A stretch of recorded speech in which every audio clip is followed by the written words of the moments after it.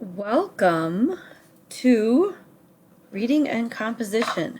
And these expectations will be the same whether you're in reading and composition 1 or in reading and composition 2. The only differences will be in the kind of coursework that we do throughout the year, and it won't be in our welcome or my expectations, okay? So, reading and composition for distance learning for the year 2021. Very exciting. All right. I like to pick out a saying that speaks to me, and you'll see this in my classroom, my live classroom. It says, "Proceed as if success is inevitable." It's a fridge magnet, but I always think that it's a good summation of what my philosophy of teaching and learning is, which is that I'm going to try everything that I can to make my students successful and to teach them how to try everything that they can do to be successful. So that even if we have to reteach or relearn or practice or try different ways, that we're going to be successful inevitably or eventually. Another phrase that you might hear me using is not yet. Have we mastered this skill? Not yet, but we were going to get there. So that is my sense of humor coming out in my philosophy of teaching and learning.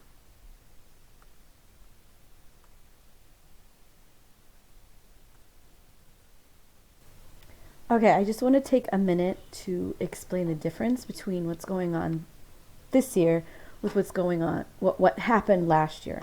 Last year, we had no idea what to expect with the pandemic and how much of our lives would have to be shut down and what was going on in each family. So what we did is we reacted student first. And all of the teachers and all of the administrators were trying to keep kids working just to keep things as normal as we could, but we also understood that there were technology problems and, like maybe job problems and things that are going on at home for our students, and we didn't want to make a bad situation worse. So we were very student focused. This year we have it much more figured out. We know how to get the information out to kids in a way that makes sense. We're using new equipment. We're using new programs like Schoology that the kids will be learning about. And we just feel like we can be a little bit more like regular school this year, like in-person school this year. This being said, I want you to know that um, I do have the highest expectations of my students. I know how to help students achieve success. We are going to work hard this year, but I also like to have fun. I would not have made it this many years. This will be 22 years of teaching everybody. That's including preschool. So I have worked with everyone now from 6 weeks old, brand new babies, to 17-year-olds. I don't think I had any 18-year-olds last year, and I don't know about this year. But I have to have fun. We all have to have fun. Like, learning has to be fun, otherwise, why are we going to do it? So that's why I want you to know I'm a reasonable person as well. Like, I have these high expectations, but I'm not crazy. It will be important to stay in communication with me. Everything is still very stressful. Things are still changing. When I know what's going on at home or with that student, then I can be flexible and change things up. So before we move on to the fine print, the nitty gritty, what is this class about? I just want to make sure that you understand that academic expectations are important, but not more important than health and safety. So again, please stay in communication with me. Let me know what's going on. If you're having tech problems, if you're having questions, this is to be clear. You guys as parents and students are supposed to recognize when you don't understand or when something's not working for you. You don't have to try and teach it or learn it on your own. That's when you come to me and I can help you figure out what's going on. If you can get them to do it, if you can get yourself to do it, students, at least enough so that I know what you don't understand, then we can work our way forward. So remember, you guys are making sure it gets done and I'm going to look at it and see if we need to redirect or if you've got it. All right. So before we move on, I just wanted you to know that. Just keep me in the loop. You've got my email. I'm going to be sending out a remind. So you can join up with Remind for text messages. I like text messages a lot myself as a parent because they're quick and I get to answer them whenever. And then I'm figuring out a way for you guys to be able to call me as well. And new this year, you will be able to tweet me, which I will talk a little bit more about later. But moving on, what is this class about? And this class is about developing our reading and writing skills so that we are achieving at the high school level in a way that will make sure that not only that we graduate, but that we can go on and continue in our life however we choose. This is new language for the district, but I think it's important is that we want to our students to live life on their own terms, whatever that means for them. Does that mean college? Does that mean trade school? Does that mean the military? Does that mean finding a great job or working with a family business? Whatever. But in order to do those things, we need to make sure that we're able to use text and to write text in a way that will help us meet the challenges of our futures.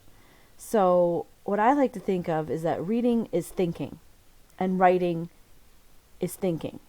So that we're just going to learn how to be more clear in our written thinking and to be able to break down our reading thinking so that we understand and can use text better. Okay, the reading concepts that we're going to be thinking about this year are word study, fluency, comprehension, and discussion. And discussion might seem like a new one, but really if you're reading something and you're able to talk about it, it will help you understand it better. So those are the 4 areas that we'll be working on in our reading. So word study, that could be spelling, that could be vocabulary, that could be how to break a word down into its parts so that we can sound it out and then figure out what it means. Fluency is how quickly we do any or all of these reading tasks. Our comprehension is how much we understand and take away and can use the information that we've read. And again, discussion is, are we able to talk about it and refer back to the text so that we can use evidence to support our thinking.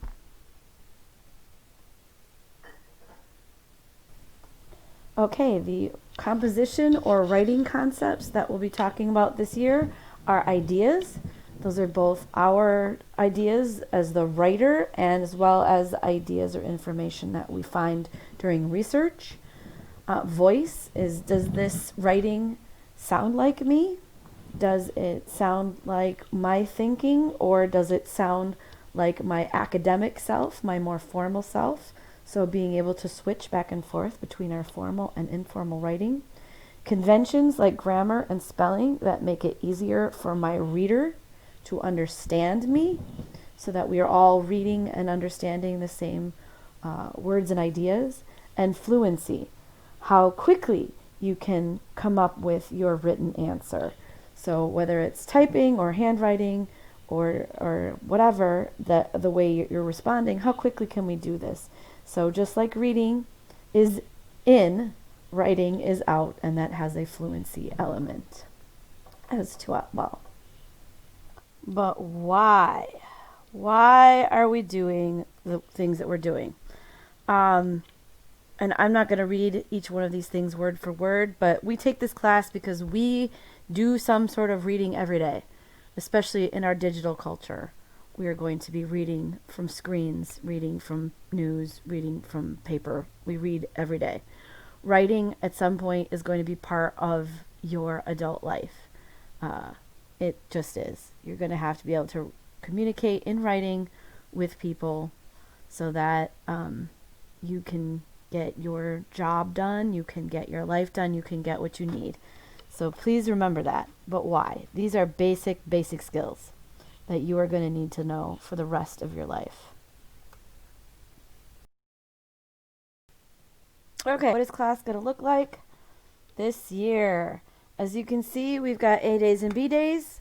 So you may have this class on Monday and Thursday, and you might have this class on Tuesday and Friday. So you are either going to be in the Monday, Thursday, or Tuesday, Friday cohorts. You're going to just pay attention to your class period. Mondays and Thursdays are 1st, 5th, and 7th.